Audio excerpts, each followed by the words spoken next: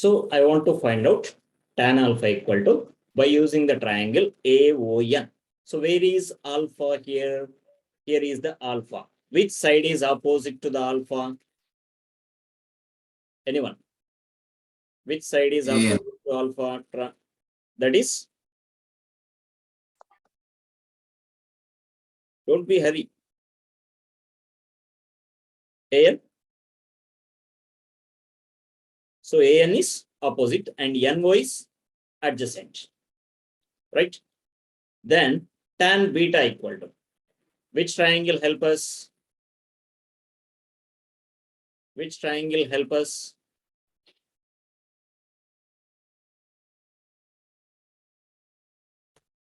Beta. So here is there. So this triangle we have to use. This triangle we have to use. Right? So triangle APC. Triangle APC. So which is opposite to the beta? It is AN. And adjacent side is PC. So AN by, sorry, NC. Triangle ANC, NC. Right? Then find out tan gamma equal to using the triangle ANI. So opposite to the angle gamma is AN and adjacent side is NI. So using the same principle, tan theta equal to opposite by adjacent. Here, what tan alpha equal to? If we apply paraxial approximation, because their rays are very, very close, alpha become very small. If alpha become very small, what about beta and gamma? They also become very small. So we can apply the approximation here. So tan alpha will be written as gamma, tan beta will be written as beta, and tan gamma will be written as gamma. Right? It is approximation because angles are very, very smaller. They will become parallel to the principal axis. So they are called as paraxial rays. In this case, we can apply the paraxial approximation. So no ratios will be considered here. Directly angles as values. So tan alpha will be written as alpha and beta, tan beta as beta, tan gamma is gamma. Clear? Just go for quick reaction if it is clear. Tejaswini, are you in confusion, not responding? Tejaswini. Sir, Any confusion? I don't know this type of problem, sir. That's why I'm saying. Okay, just try to ask your maths teacher about trigonometric ratio. He will help you. Okay. Okay, sir. Right.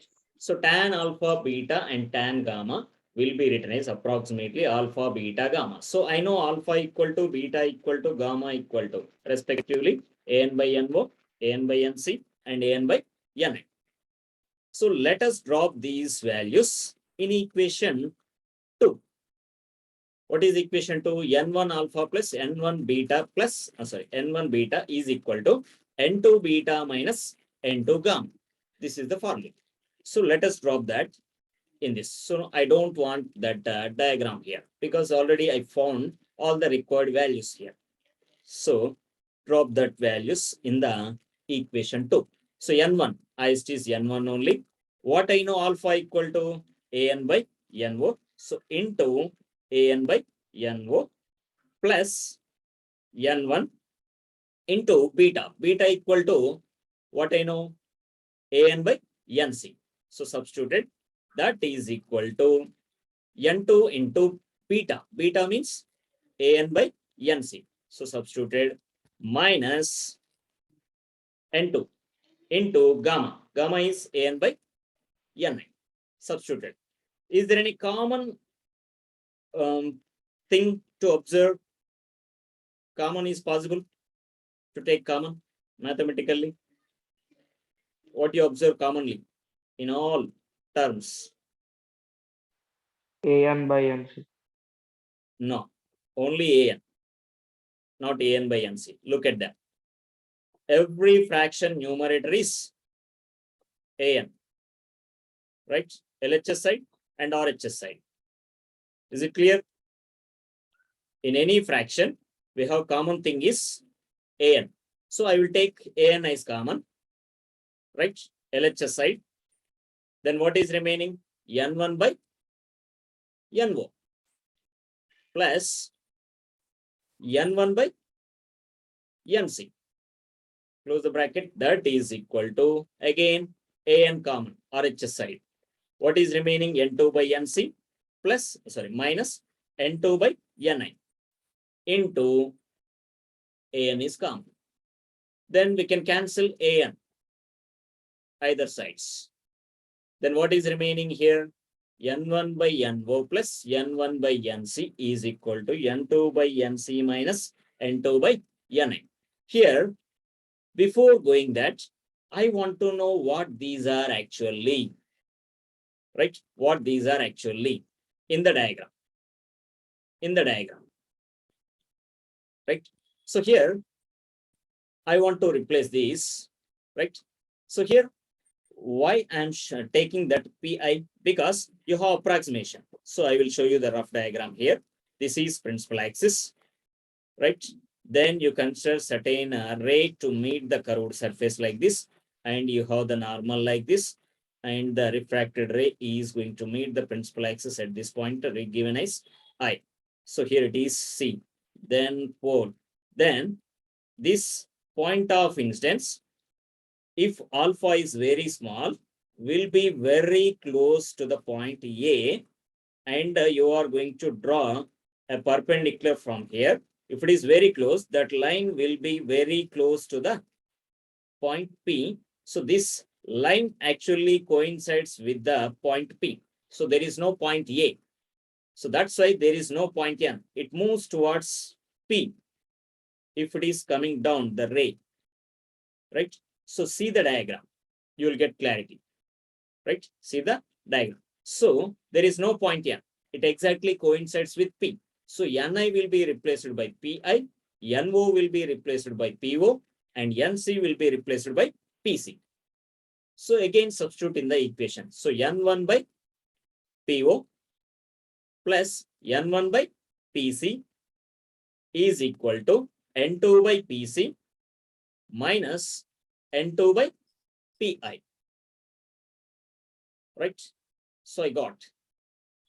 Already I know what is PO. Here at the beginning I have gave you. Already I gave you. PO equal to U. What is PC equal to R? What is PI is equals to V? So all the terms you know or not? PO, PC, PI. We can replace, right? We can replace. So here PO will be replaced by, okay, sorry. Before going that, I'll take, because here I have PC, either sides. So common terms or similar terms, same side. So we can move them. So what I'm taking here, PO is left side. This N2 by PI, I'm taking left side. So will be written as N2 by PI is equal to N2 by PC already right side. Then I'm taking N1 by PO as right side. Then PC is common denominator I'm writing. So if there is any confusion, I'll write that equation. So how I got? So N1 by PO is left side. This I'm moving LHS side. So will become plus N2 by PI is equal to, already it is there. So N2 by PC is, then it brought to the RHS side. So plus will become minus. So N1 by PC. So LCM is what? RHS side. PC is LCM. So numerators will be added with the same symbol, N2 minus N1. So like this, I got equation. Is it clear?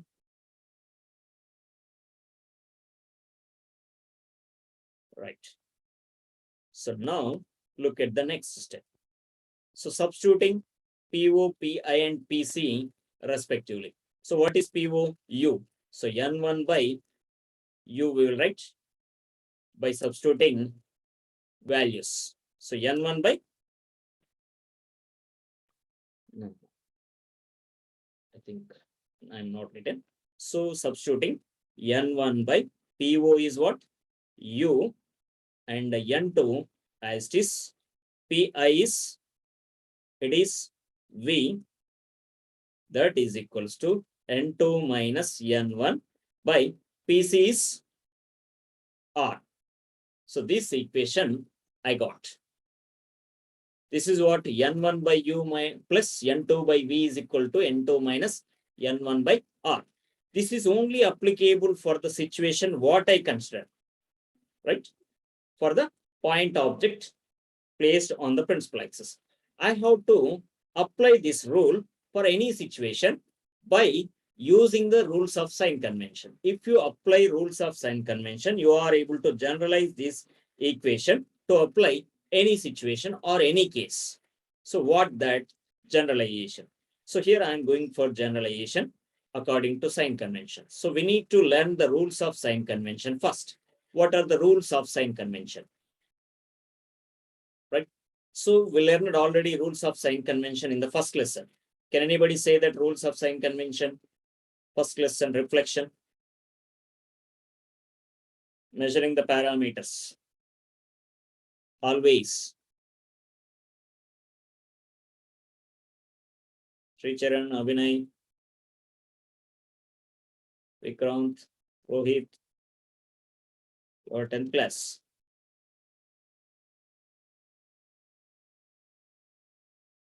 Can you hear me? I am asked rules of sign convention.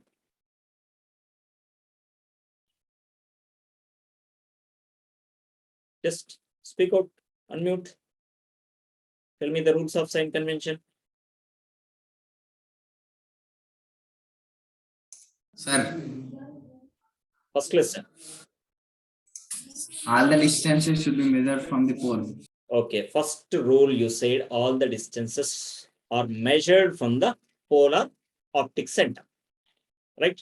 So here pole or optic center will be located for the curved surfaces. So here I am using the curved surface, right?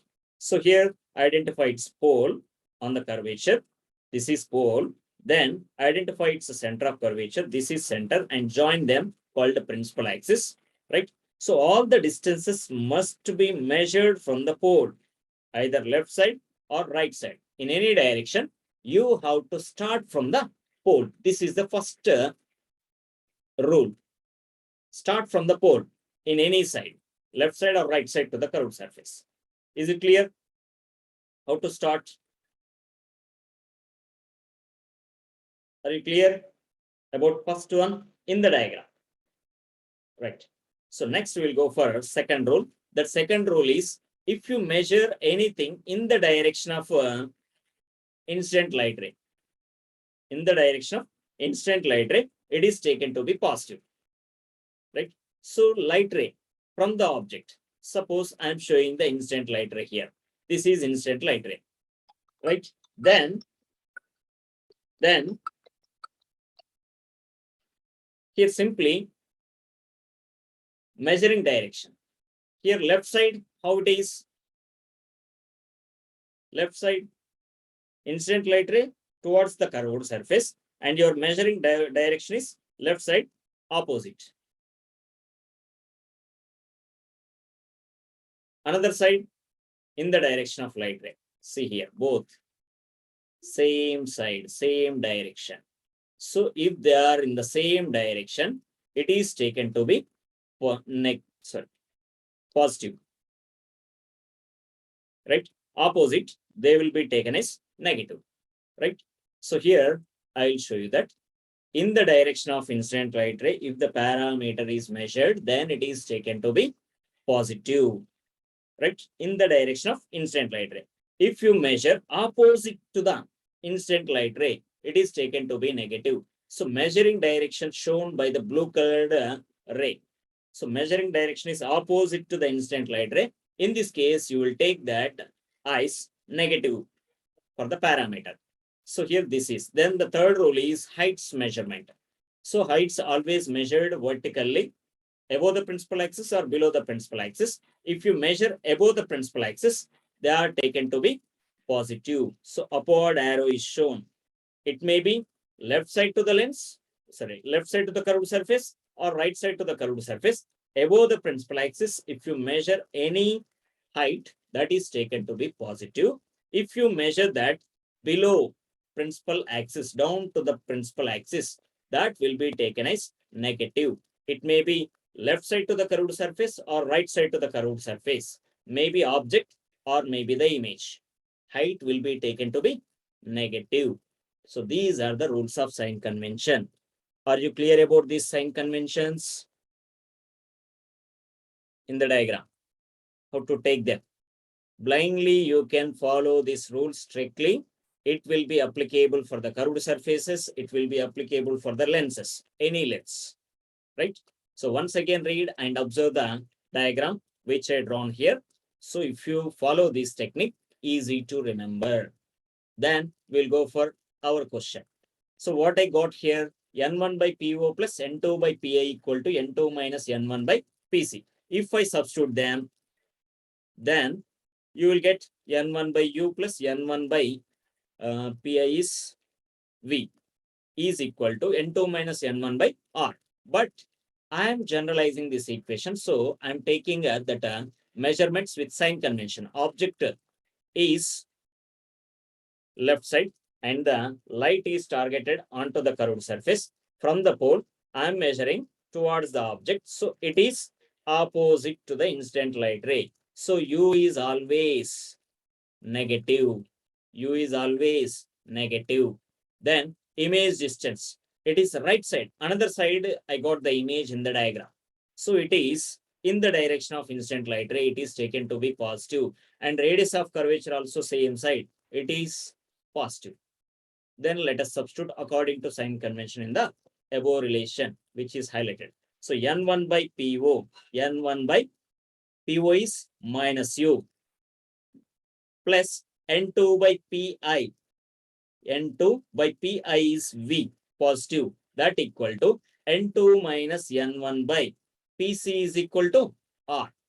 So this is will be written as N2 by V minus N1 by U is equals to N2 minus N1 by R. First taken positive term, then next written negative term. So this is the formula called as curved surface formula, because I derived this formula based on the curved surface only. So this formula will be applicable for any curved surface because I generalized this formula using the rules of sign convention. It may be applicable for the concave surface or maybe for the convex surface, right? So this formula is called as curved surface formula. Clear? Especially 10th class students.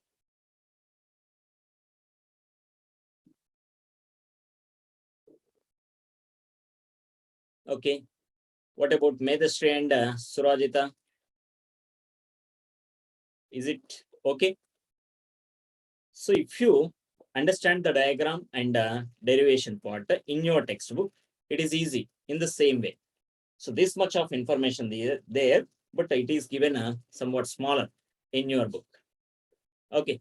So this is about curved surface formula. Then my question is, this will be applicable for the plane surfaces also? I said only two surfaces will be applicable for the convex surface and applicable for the concave surface. Will you apply the same formula for plane surface? Right? So this is also possible. How, sir? If you take the radius of curvature of a plane surface. So what is curved surface formula actually? N2 by B minus N1 by U is equals to N2 minus N1 by R. This is curved surface formula. Here, R is the radius of curvature of curved surface. If you replace that R as radius of plane surface, then it will be applicable for the plane surfaces also. Do you know the plane surface radius of curvature? Plane surface radius of curvature. Can you measure radius of curvature of plane surface? This is plane surface. So how much distance you can move to measure its radius of curvature? Don't know. I cannot find the distance. So what I take that radius of curvature for the plane surface? Infinity. By moving any distance, I cannot reach its radius because it is unknown. So we are taking the radius of curvature of plane surface as infinity. So you can substitute that infinity value in the above relation what I got. So radius of curvature of plane surface, it is not a curved surface. So radius of plane surface is r equal to infinity. So let us substitute that value in curved surface formula. So n2 by v minus n1 by u is equals to n2 minus n1 by infinity. So 1 by infinity equal to what here? Do you know that? What is the value of 1 by infinity? If you know that, you will get the formula. What is 1 by infinity equal to? 0. Simple. 1 by 0 equal to what you know? Infinity. So I am using mathematical transpose oppositely. So 1 by infinity equal to what I can write? 0. Nothing to think. Just transposing. I know 1 by 0 equal to infinity. So transposing 1 by infinity equal to I can write 0. So here this equation will be written as here. This one, this term I am writing as n2 minus n1 into 1 by infinity. Any change in the term? If I write like this, any change? Just I used distributing property of multiplication. A by b equal to written a into 1 by b. That formula. A by b is equals to a into 1 by b written. Any confusion left in this? How I written? Any confusion? No confusion, right? So using this, I'm going to write like this. So 1 by infinity equal to, I know, 0. So n2 minus n1 into 1 by infinity, n2 minus n1 into 0 by 1. Reciprocal written. Nothing. Like that also you will get. If you write reciprocal, right? So 1 by infinity equal to what? 0. 0 by something. Is there any change in the value? 0 only. So that's why I use it like this. 0 by 1, right? So that equal to what you can write? n2 by v minus n1 by u is equals to 0, right? So this is only called as plane surface formula. Is it clear, everyone? How I got plane surface formula by curved surface formula? Just substituting r value. R is taken as plane surface radius. So plane surface radius is infinity. If you substitute R equal to infinity, that curved surface formula will be written for plane surfaces. I think everyone clear. So this is, we got derivation in today's class. Tomorrow, what we'll discuss here, example problems. In tomorrow's class, we have one interesting problem, example 1, which you feel difficulty, right, in understanding that problem. I will make it easy for you, right? So you have to wait for that problem, how I can make it easy for you, right? So tomorrow we'll meet at same time, 6:45, right? 6:45. Clear? Shall we leave now? Yes. Thank you for joining. Tomorrow class at 6:45. 6:45. Bye.